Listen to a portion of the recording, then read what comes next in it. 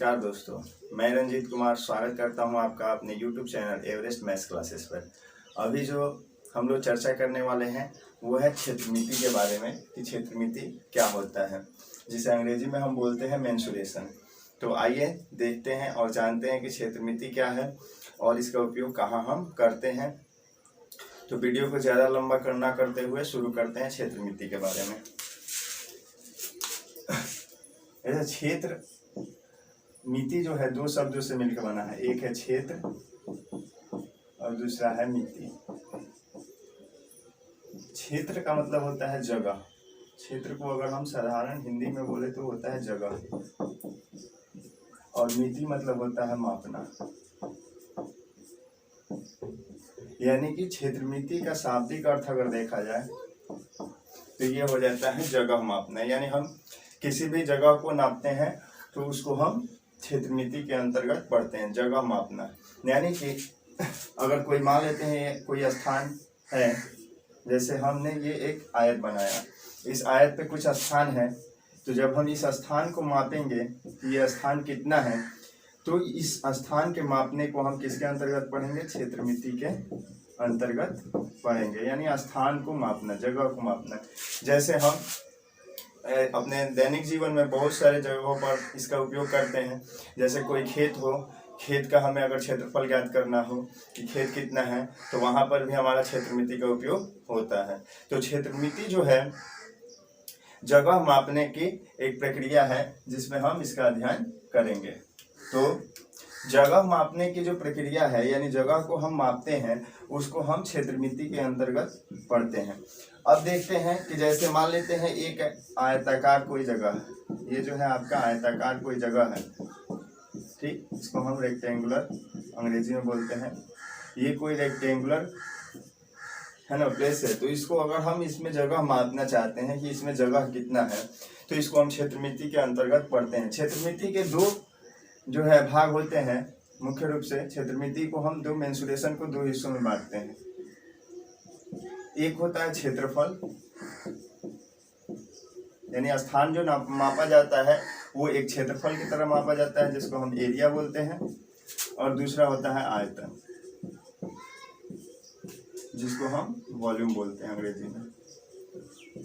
तो अगर देखा जाए तो ये जो है क्षेत्रफल और आयतन, ये क्षेत्रमिति के दो मुख्य भाग हैं, जिसमें हम क्षेत्रफल कैसे निकालते हैं, आयतन कैसे निकालते हैं, क्षेत्रफल क्या होता है और आयतन क्या होता है, इसको चलिए सीखते हैं।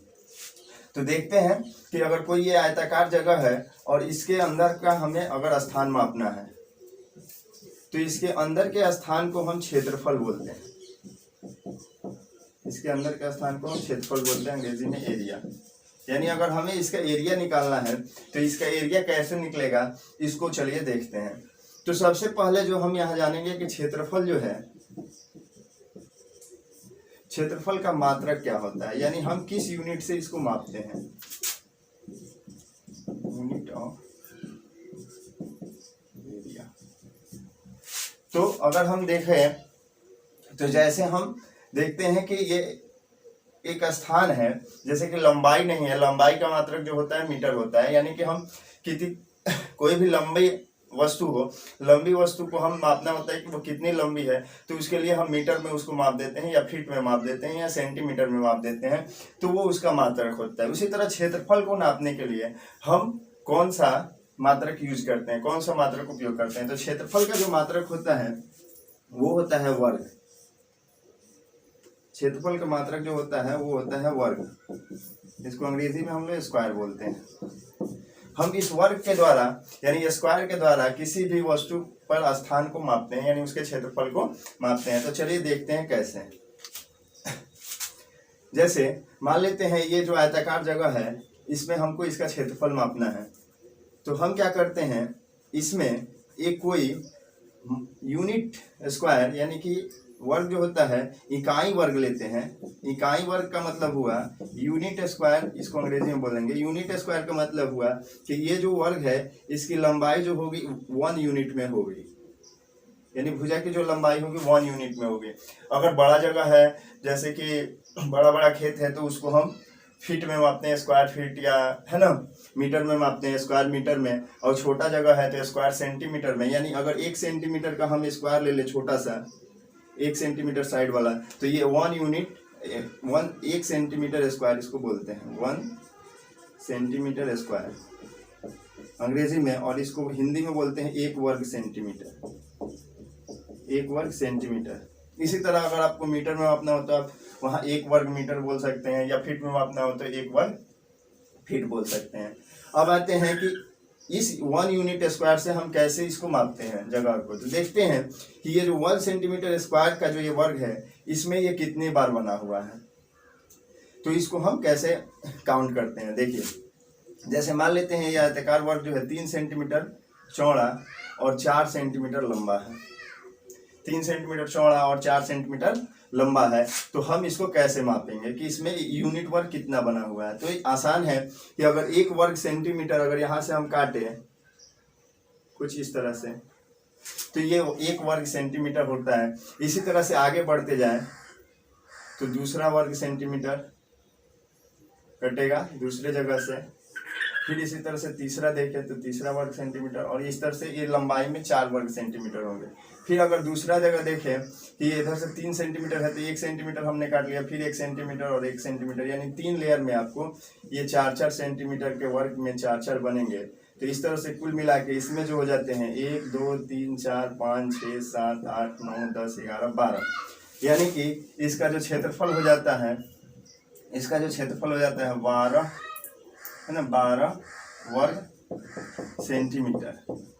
यानी हमने यहाँ आसानी से देखा कि क्षेत्रफल को मापने के लिए हमने कैसे वर्ग यूनिट वर्ग का प्रयोग किया। तो इसका क्षेत्रफल हो जाता है 12 वर्ग सेंटीमीटर, जिसको हम अंग्रेजी में बोलते हैं 12 स्क्वायर सेंटीमीटर, 12 स्क्वायर सेंटीमीटर या 12 सेंटीमीटर स्क्वायर, इसको ऐसे भी बोलते हैं 12 सेंटीमीटर स्क्वायर। ठीक है, तो क्षेत्रफल का पूरा आपने यहाँ पे ये चीज देख लिया कि क्षेत्रफल का मात्रक जो होता है यूनिट स्क्वायर होता है, वो मीटर में, सेंटीमीटर में, फीट में हो सकता है, और उसी स्क्वायर की मदद से हम किसी भी स्थान के जगह को मापते हैं। इस तरह से क्षेत्रफल का जो है मतलब बेसिकली आपने ये समझ लिया कि कैसे हम इसको मापते हैं। अब आते हैं कि और जो बड़ी बड़ी वस्तुएं हों उसका क्षेत्रफल हम कैसे निकालते हैं। और यहाँ पे एक चीज और ये भी हम लोग देखें कि जो क्षेत्रफल होता है उसका अगर आयताकार वस्तु है तो उसमें लंबाई और चौड़ाई को अगर गुणा कर दे तो उसमें के वर्ग आपके काउंट हो जाते हैं, यानी यूनिट वर्ग काउंट हो जाते हैं। तो इस तरह से हम देखते हैं कि आयत का क्षेत्रफल जो होता है वो लंबाई गुणे चौड़ाई होता है, कि लंबाई गुणे चौड़ाई कर देने से, यानी 4 को हमने 3 से अगर गुणा कर दिया तो 4 3 जो 12 आया, ये 12 जो है वास्तव में इसमें वर्गों की संख्या है ना, इकाई वर्गों की संख्या है। अतः आयत का क्षेत्रफल जो होता है लंबाई गुणे चौड़ाई होता है, हमने ये भी जाना यहाँ पे। अब जो है हमने शुरू में आपको बताया था कि क्षेत्रफल का जो होता है यानी मेंसुरेशन के दो हिस्से, एक क्षेत्रफल और एक आयतन होता है। तो हमने क्षेत्रफल को इसका जो है बेसिक कॉन्सेप्ट समझ लिया। अब आते हैं कि आयतन कैसे करते हैं, आयतन का बेसिक कॉन्सेप्ट क्या है। तो देखते हैं कि आयतन का जो है बेसिक कॉन्सेप्ट क्या है। तो आयतन जो है अगर हम देखें तो अभी हमने जो देखा एक समतल आकृति जो कि आयत थी, अगर वो समतल आकृति ना हो, जैसे कि कोई अगर त्रिविमीय आकृति हो,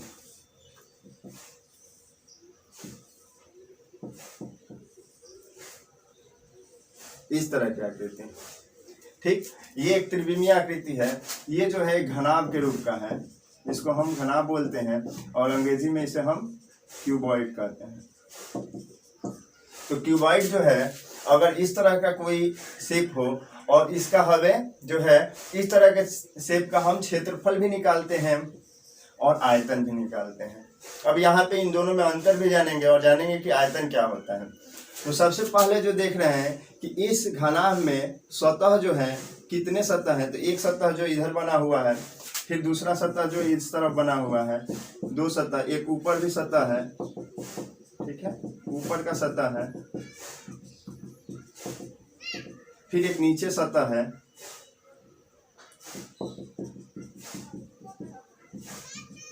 नीचे का सतह है, और फिर आपका एक आगे का है और एक पीछे का, यानी इसमें कुल मिला के 6 सतह है। इसमें अगर हम देखें तो कितने सरफेस हैं, सरफेसेस यानी कि सतह या फलक, तो इसमें 6 फलक बने हुए हैं, 6 फलक है। उसके बाद अगर हम इसमें फलकों को छोड़ दें, यहाँ देखें किनारे कितने हैं इसमें,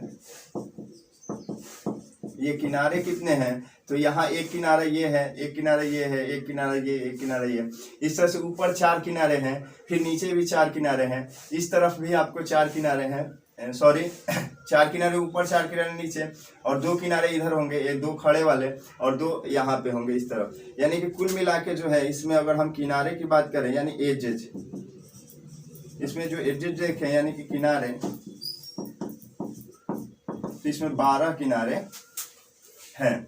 अब 12 किनारों के बाद हम देखें कि इसके शीर्ष कितने हैं, जो यहाँ कोने जो हैं इसके वर्टेक्स, जहाँ पे 3 किनारे आके मिले हुए हैं, ये वर्टेक्स कितने हैं, तो कुल मिला के यहाँ पे 8 वर्टिसेस आते हैं। वर्टेक्स का प्लूरल होता है वर्टिसेस, है ना, यानी शीर्ष, तो कुल यहाँ पे 8 शीर्ष हैं। तो इस तरह से हम देखते हैं कि एक घनाभाकार आकृति, कोई ठोस आकृति है जिसमें 6 फलक, 12 किनारे और 8 शीर्ष होते हैं। अब तो इसमें जो 6 सतह है, इन 6 सतह का क्षेत्रफल जो होगा हम निकाल सकते हैं। जैसे कि इस सतह पर कितना जगह है, जगह मापना यानी क्षेत्रफल निकालना, इस सतह पर ये सतह, ये यानी 6 सतह का जो स्थान है वो इसका क्षेत्रफल हम निकालते हैं कि कितना स्थान है। उसके बाद जो है हम ये समझते हैं कि आयतन क्या होता है। तो पहले देखते हैं कि जो सतह है यानी आइडेंटिकल है यानी समान है, आप देखते हैं कि नीचे का जो सतह है उसी के समान जो है ऊपर का सतह होगा, यानी दोनों सतह बराबर होंगे। तो 2-2 आइडेंटिकल सतह, यानी कि इसमें जो है 6 सतह में 2-2 करके हम 3 जगह आइडेंटिकल सतह जो है मतलब समान सतह जो है उसको अलग कर लेते हैं। तो 2 सतह जो है ऊपर और नीचे का 2 सतह, ठीक है। कुल क्षेत्रफल अगर हमें इसका निकालना हो, कुल क्षेत्रफल तो हमारा जो हो जाएगा 2 सतह का क्षेत्रफल, 2 सतह का क्षेत्रफल यानी ऊपर और नीचे।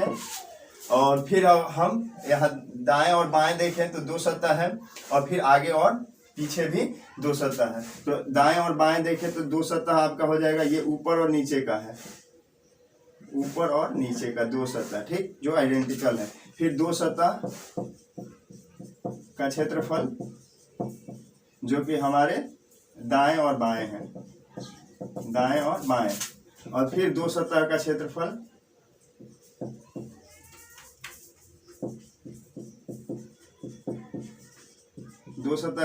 जो हमारा है ना आगे और पीछे है, ठीक है, आगे के सतह और पीछे का क्षेत्रफल, यानी कि कुल मिला के 6 सतह है। अब देखते हैं कि इस घनाभ पर पूरा जो है कितना स्थान है, यानी इसके क्षेत्रफल से इसकी गणना करते हैं। तो इस घनाभ पे 2 सतह जो आगे और पीछे के हैं, तो हम घनाभ में देखते हैं ये जो आपका किनारा है जिसे हम लंबाई बोलते हैं, ये जो किनारा है ये हम इसको लंबाई बोलते हैं, ये किनारा जो है ये चौड़ाई होगा, और ये जो किनारा है इसको हम ऊंचाई कहेंगे, ठीक। तो लंबाई, चौड़ाई और ऊंचाई, इसको अंग्रेजी में लेंथ यानी इसको L से डिनोट करते हैं, इसका वाइड या ब्रेथ B से, और यहाँ पे हो जाता है आपका ऊंचाई H से। तो ये जो है अब देखते हैं कि 6 सतह पे जगह कितना है। तो 2 सतह का क्षेत्रफल यानी कि नीचे और ऊपर का क्षेत्रफल हम निकालते हैं। तो नीचे और ऊपर का क्षेत्रफल जो है यहाँ हम देख रहे हैं कि ये आयताकार आयत के रूप का है। तो अभी हमने आपको बताया कि आयत का क्षेत्रफल जो होता है लंबाई गुणे चौड़ाई, उससे उसके सतह का मतलब स्थान निकल जाता है। तो यहाँ पे आयताकार जगह है तो इसका हम क्षेत्रफल निकालेंगे, तो ये हो जाएगा आपका, यहाँ ध्यान देंगे, ये आयताकार जगह है या ये इसका लंबाई है, ये लंबाई जो है ना, और ये चौड़ाई है, तो इसका क्षेत्रफल हो जाएगा लंबाई गुणे चौड़ाई। और 2 सतह है तो हम 2 से उसको गुणा कर देंगे, 2 इंटू लंबाई गुणे चौड़ाई, ठीक। 2 सतह है इसलिए प्लस, फिर आगे देखते हैं 2 सतह का क्षेत्रफल। तो 2 सतह अब आगे जो है यानी कि दाएं और बाएं का, तो दाएं वाला देखेंगे ये चौड़ाई है और ये क्या है, ऊंचाई है, यानी यही मिला करके हमारा यहाँ आयत बना, ये भी आयताकार ही है। तो इसका क्षेत्रफल हो जाएगा चौड़ाई गुणे ऊंचाई, यानी कि चौड़ाई को ऊंचाई से गुणा करेंगे तो इसका क्षेत्रफल, तो 2 इंटू हमारा हो जाएगा चौड़ाई और गुणे ऊंचाई, ठीक। और फिर जो है अंत में जो है हम देखते हैं कि ये जो है अंत में दो सतह जो बचते हैं आगे और पीछे के, तो आगे का भी आयताकार ही सतह है, तो ये आपका लंबाई हो जाएगा और ये ऊंचाई, तो ये दो सतह है, यानी इसका क्षेत्रफल हो जाएगा 2 गुणे लंबाई गुणे ऊंचाई। तो इस तरह से बेसिकली हम आपको बता रहे हैं कि कैसे ये क्षेत्रफल निकलता है। यहाँ हम देखते हैं कि यहाँ पे एक फार्मूला की तरह हमें लगता है, ये फार्मूला हो जाता है, दोनों में तीनों में 2 2 आता है, तो हम इस 2 को बाहर कर लेते हैं, यानी इसको हम बोलते हैं कॉमन करना।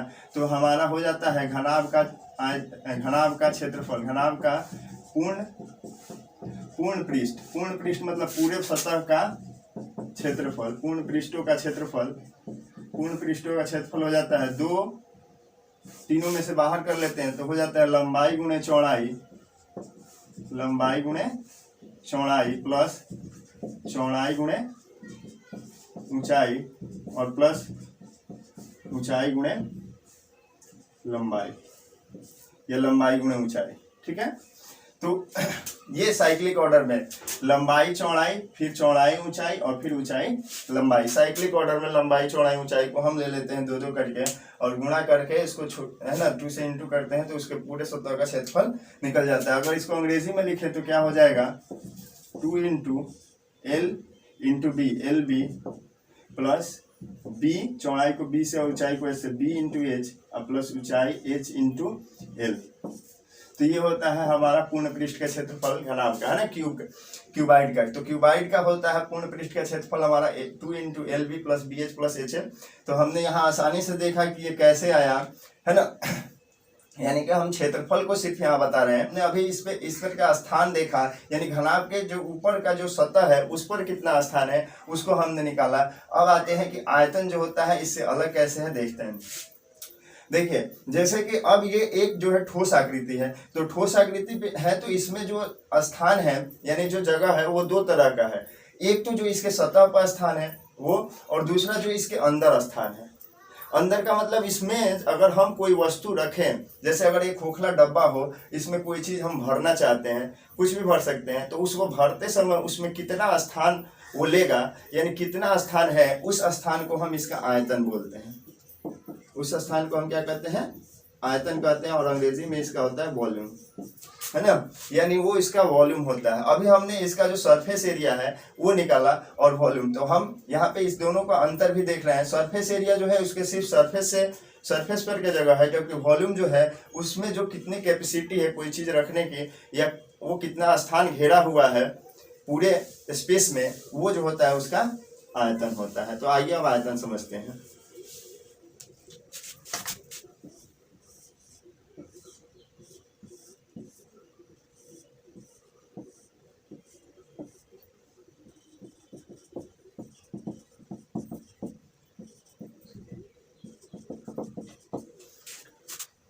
यहाँ हम मान लेते हैं कि ये एक घनाभाकार जगह है, ये घनाभाकार कोई वस्तु है, ठीक। अब इस घनाभाकार वस्तु में हमें पता करना है कि इसका आयतन क्या है, यानी इसके अंदर हम कोई पदार्थ रखें तो कितना आएगा। तो इसको कैसे निकालते हैं, तो इस अंदर के स्थान को मापने के लिए सबसे पहले हम जानेंगे आयतन का मात्रक, यानी हम किसी भी चीज के आयतन को मापते किस चीज से हैं। जैसे कि लंबाई को मीटर सेंटीमीटर से मापते हैं, तो आयतन का मात्रक क्या होता है, तो आयतन का मात्रक होता है हम लोग का घन यानी कि क्यूब, ठीक। तो घन जो होता है जिसकी मदद से हम किसी भी वस्तु का आयतन मापते हैं, और इसको हम इकाई घन बोल सकते हैं। इसको हम बोल सकते हैं क्या, इकाई घन। इकाई घन का मतलब हो गया हमारा यूनिट क्यूब। अब जैसे हमने एक क्यूब बनाया छोटा सा, जैसे कि क्षेत्रफल में हमने बनाया था, वैसे ही सेम टू सेम आप समझेंगे। अब ये हो गया हमारा घन। अब ये जो है एक इकाई घन है, यानी अगर इसकी भुजा जो है 1 सेंटीमीटर की हो जाए, यानी सभी भुजाएं सभी किनारे 1 सेंटीमीटर के हो जाए, तो ये जो हो जाएगा 1 सेंटीमीटर का इकाई घन हो जाएगा, और इसको बोलेंगे 1, है ना, पहले हिंदी में 1 घन सेंटीमीटर, ये हो जाएगा हमारा 1 घन सेंटीमीटर का आयतन। और अगर इसको अंग्रेजी में देखें तो बोलेंगे 1 सेंटीमीटर क्यूब, 1 सेंटीमीटर क्यूब, और इसको शॉर्ट फॉर्म में लिखते हैं 1 cm क्यूब। और क्षेत्रफल को हमने वहां नहीं बताया, लिखेंगे 1 सेंटीमीटर स्क्वायर, इसका शॉर्ट फॉर्म क्षेत्रफल का होता है ना। तो ये जान जाएंगे। और उसके बाद 1 सेंटीमीटर ये क्यूब है, 3 पावर दे देते हैं, यानी कि 3 भुजाएं हैं, तो 3 मतलब लंबाई चौड़ाई और ऊंचाई 3 यूनिट है ना, 3 डायमेंशनल है, तो इसको क्यूब देते हैं। ठीक है, तो 1 सेंटीमीटर क्यूब इसको शॉर्ट में लिखते हैं। और हिंदी में भी वही है 1 सेमी यानी सेंटीमीटर क्यूब, है ना।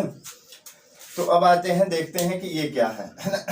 तो यहाँ पे हम इस आयतन, इसके अंदर के स्थान को इस क्यूब से कैसे मापते हैं।